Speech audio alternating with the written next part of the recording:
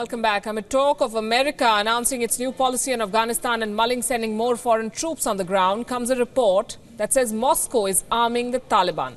The Russian state media have contested that report, sparking a media war.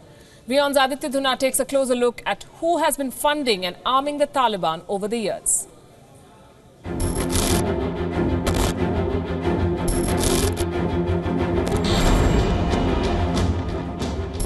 War has erupted between two of the world's biggest news networks. Perhaps for their next headline on arms in Afghanistan. After CNN reported that the Russian government could have supplied the Taliban with weapons, Russia today responded in its own style. Russia and the United States have had a strategic interest in Afghanistan since the beginning of the conflict. And both countries are the leading characters in the story of Taliban's origins, which can be traced back to the 1970s. The Soviet Union's invasion of Afghanistan was resented by the local Mujahideen. This was the era of the Cold War. The United States saw this as an opportunity and decided to back the Mujahideen with help from Pakistan's ISI. The plan was successful and the Soviet Union was driven out of Afghanistan. But this sowed the seeds of Taliban's creation. Today, the Taliban operates like a massive business conglomerate with its fingers in many pies. Taliban earns most of its cash by facilitating production and trade of opium. Afghanistan supplies 90% of the world's opium, and many estimates indicate it makes up for 60% of Taliban's total earnings. Another source is ransom from kidnappings and extortion money. European nations have been willing to ransom their citizens, and it is estimated this contributes at least $50 million each year.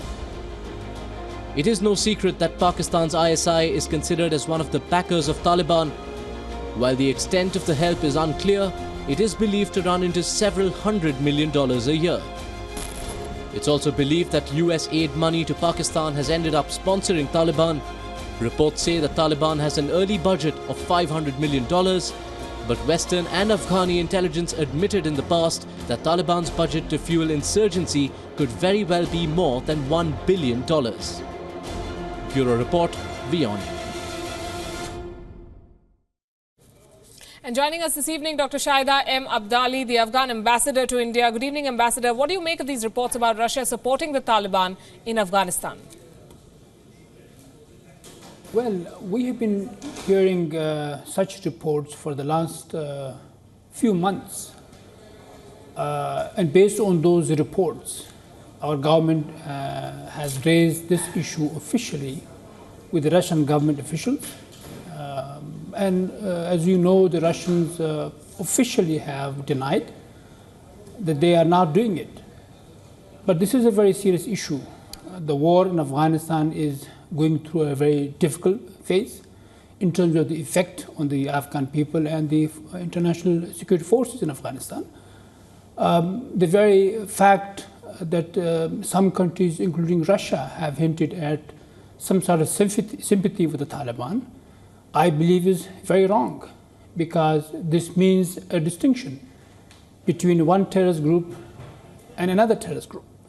And we've been hearing that Taliban are good because they are fighting against Daesh. And we should not forget that the very Taliban paved the ground for Al-Qaeda in Afghanistan. And that resulted in the 9/11 incident. So we should not forget that these terrorist groups, whether these are called the Taliban or Daesh, in fact have facilitated the destruction all over the world, including Afghanistan. So we should not, if any country thinks that they distinguish and they can distinguish and they can achieve whatever political goals they have, are making a big mistake, and they should stop it. And who do you think might be behind the Taliban itself then funding it? Both President Ghani and his predecessor, President Karzai, have hinted on more than one occasion that Pakistan is propping up the Taliban. Well, in terms of the sanctuaries, it's very clear. Their sanctuaries are known to be in Pakistan. But I think there is the sources to these sanctuaries, to the existence of the continued Taliban and other terrorist groups, are also funded by a number of other resources from around the world, including from Gulf.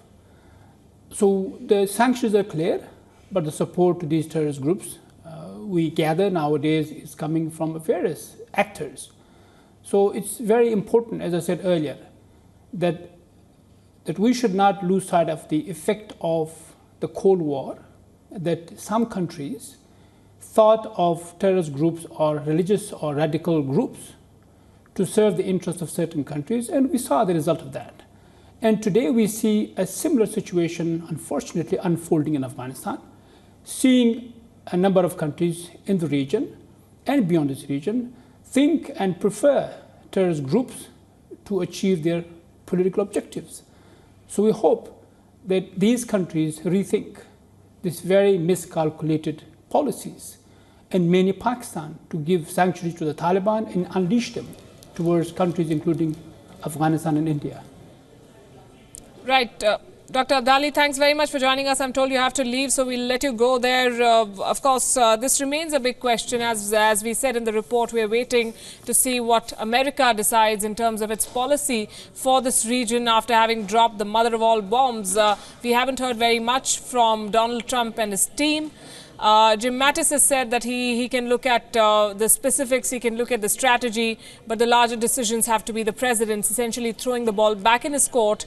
Remember, Afghanistan is crucial to America's strategy in this region as it puts more pressure on Pakistan to do more to counter terrorism and terrorist organizations operating from its soil. It has to come up with some sort of a strategy on dealing with the issue. We've seen blasts, we've seen attacks on soldiers and on civilians in Afghanistan, claiming dozens of lives over the past few weeks. So this is a question that has to be asked now. Who's funding the Taliban, even as a turf war goes on between the Taliban and the ISIS in Afghanistan, and the government has very little control on most of the territory, let alone the operations that they conduct. So this remains a challenge. Donald Trump asking his team, what have you been doing in Afghanistan for the past 16 years? And that's a fair question, given the kind of money that America has spent. We were hoping to be joined by a guest from Russia, but we will for the moment focus on what's happening in the US. CIA Director Mike Pompeo, in a candid interview at the Aspen Security Forum, spoke on a range of issues affecting the US. The interview sparked headlines around the world and strong criticism from certain governments. Let's start with what he said on North Korea. The CIA Director hinted that US would like to see some form of regime change. That's not a surprise at all, but he later denied that he was talking about removing Kim Jong-un. North Korea has hit back, threatening a nuclear attack on the US, no less. Pompeo's comments come at a time when US intelligence indicates that Pyongyang will have a reliable intercontinental ballistic missile with nuclear capabilities as early as next year. On the 4th of July, which happens to be America's Independence Day, North Korea claimed that it carried out a successful ICBM test with a reach as far as Alaska. While many in Washington claim that the North Korean threat is not real, the test did force Pentagon to expand its arsenal of anti-missile weapons. Listen in to what the CIA chief said. The president, when I'm with him nearly every day, rarely lets me escape the Oval Office without a question about North Korea. It would be a great thing to denuclearize the peninsula, to get those weapons off of that. But the thing that is most dangerous about it is the character who holds the control over them today. So from the administration's perspective, the most important thing we can do is separate those two, right? Separate capacity and someone who might well have intent, and break those two apart. And I am confident the intelligence community will present a wide range of options for the president about how we might go about that. Pompeo did not stop there. The CIA director also dropped a few clues into the agency's activities in Venezuela. He said that the CIA is doing its best to understand the political situation in the country and working with Mexico and Colombia. Venezuela's President Nicolas Maduro has denounced the CIA director's comments, also hitting out at Mexican and Colombian regimes. Tensions, remember, have been high in Venezuela. Both the government and the opposition have accused each other of trying to stage a coup. President Maduro has convened a national vote on the 30th of July in an attempt to redraft the constitution. Listen in to what the CIA chief said. Metrica, I'm a dual American and Venezuelan citizen. So here goes my question, because we're not covering anything about Western Hemisphere in this forum. Obviously, Maduro in Venezuela, regime change looks to be, we hope, imminent or spiraling down into, we either become Cuba in 2 weeks' time and die forever, or there's a change in 60 to 90 days. I'm interested in your open assessment on American interests in or threats from Venezuela, and which of course has Russian, Iranian, etc. Interests, and for the region. Thank you, sir. So I appreciate the question. Anytime you have a country as large and with the economic capacity of a country like Venezuela, America has a deep interest in making sure that it is stable and as democratic as possible. And so we're working hard to do that. I'm always careful when we talk about South and Central America and the CIA. There's a lot of stories. So I want to be careful with what I say. But suffice to say, we are very hopeful that there can be a transition in Venezuela. And the CIA is doing its best to understand the dynamic there so that we can communicate to our State Department and to others. The Colombians, I was just down in Mexico City and in Bogota week before last, talking about this very issue, trying to help them understand the things they might do so that they can get a better outcome for their part of the world and our part of the world. The CIA director also described the United States and Russian relationship as complicated. Pompeo said that Russia had no plans to leave Syria and would try to meddle in American affairs to, quote-unquote, stick it to America. These comments come at a time when a probe is underway into the alleged meddling by Russia in the American presidential election only last year. I want to now switch to Russia, obviously, on people's minds. We talked about this a little bit earlier. You've probably been asked this a million times before, but everyone wants an answer, everyone in this room. Did Russia intervene in our election? I have been asked it a million times. It's true. Yeah, of course. And the one before that, and the one before that. They've been at this a hell of a long time. And I don't think they have any intention of backing off. And with each iteration of the intervention, it becomes more sophisticated and effective. So what is the next iteration? I hearken back to something called the Gerasimov Doctrine from the early 70s. He's now the head of I'm a Cold War guy. Forgive me if I mention Soviet Union. He's now the head of the Russian army.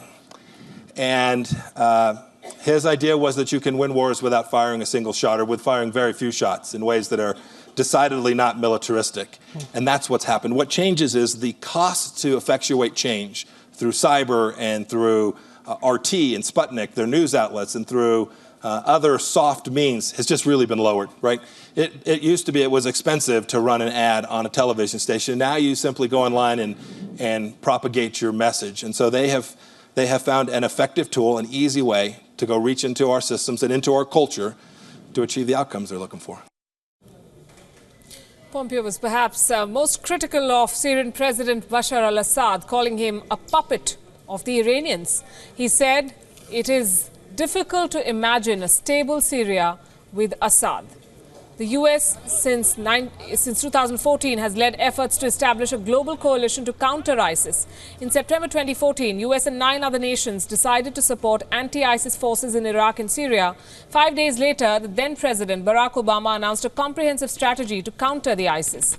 Combating ISIS is also on top of the agenda of the present American President Donald Trump, though he's yet to detail his plans. Reports amplified by a press statement from Senator McCain, who still seems very much in the fight, about concerning our support for moderate allies, moderate rebels fighting the Assad regime, and the withdrawal of that support. And I'm wondering what you can offer us in terms of why that support would have been withdrawn, and what I'm tempted to add, what would you have said about this if you were still Congressman Pompeo and this was what the Obama administration was doing? I actually know exactly what I would have said then, and you can read that. But I can't tell you what I would say today. That is, what I'll say is this. We are prepared to work with anyone who is working towards the end state that America is trying to achieve there. Does the end state include the end of the Assad regime? You'll have to leave that to the State Department. I think the last I saw, Secretary Tillerson made very, very clear that Assad is not a stabilizing influence in Syria. That is difficult to imagine. And from an intelligence perspective, not a policy perspective, I would add, it is difficult to imagine a stable Syria that still has Assad in power. He is a puppet of the Iranians, and therefore it seems an unlikely situation where Assad will be sitting on the throne and America's interests will be well served. Joining us is Glenn Carl, an American writer and former CIA officer. Good evening, Glenn. Here in India, it's interesting to see a CIA chief talking about a whole host of issues, including those which have been controversial in America, because most people here don't know who the raw chief is, let alone seeing an interview by him. Is this common?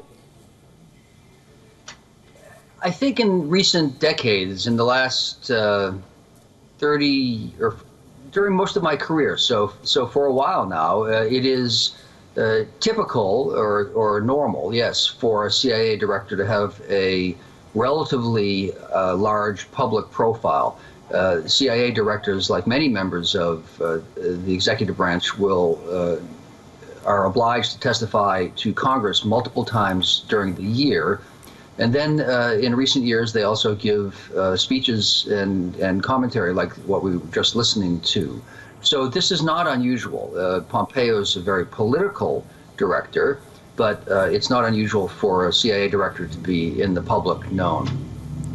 And for him to say that the US-Russia relationship is complicated and Russia loves to meddle, was that on expected lines?